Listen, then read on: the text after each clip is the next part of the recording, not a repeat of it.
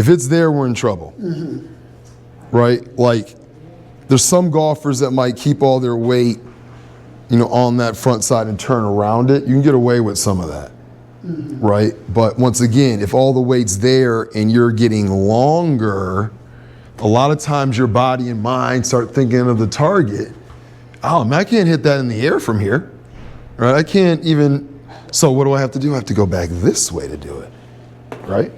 And that's sort of the problem that happens with you, is you get the spine right, but you end up kind of overdoing it, you know. So I overdo the spine coming back through? Correct, because it's so offset. So once again, this is why it's a backswing thing to me.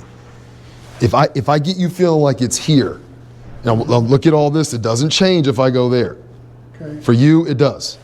For you, it does. So what we're getting ready to work on with this ball, what we're really getting ready to work on is trying to keep your arms and chest a little more connected as you go back, which will force shorter, and maybe you'll feel stronger there. Right? You're searching for what it should feel like at the top. And the game says, what does the game tell you, right? The game tells you that you have to get the club to parallel, or that's going to go far, and this isn't going to go far, right?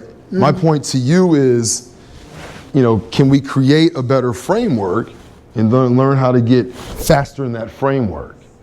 Because I do think you accelerate well. Everything looks the right part going through. You get a little bit of flippiness there. But I feel like if you get more control back here, more of the feeling of one move back rather than a second move, right? This is where I need you coming from and thinking about power from, right? And we're gonna do two things. We're gonna work on some pause drills in a second. We'll just get you up here and you pause, and then transition, and then you just kind of play with your balance with that, right? These are informative drills that I'm trying to get your body to feel something different back here, okay? I told you, we showed you Jack. I can show you now. When I show you Jack, his backswing, he didn't make that extra move. he stopped there and he went that way, right? And that's an athlete who's aged, but he's, you know, he played football, basketball, did everything, right? So that element of that feeling of ball toss and more of the timing of it. One move back, my weight isn't even really done anything. One move back, get that thing going forward. So we're gonna work on that from a different perspective now. I'm not really ready to tell you to add speed quite yet, but the other one we might be able to.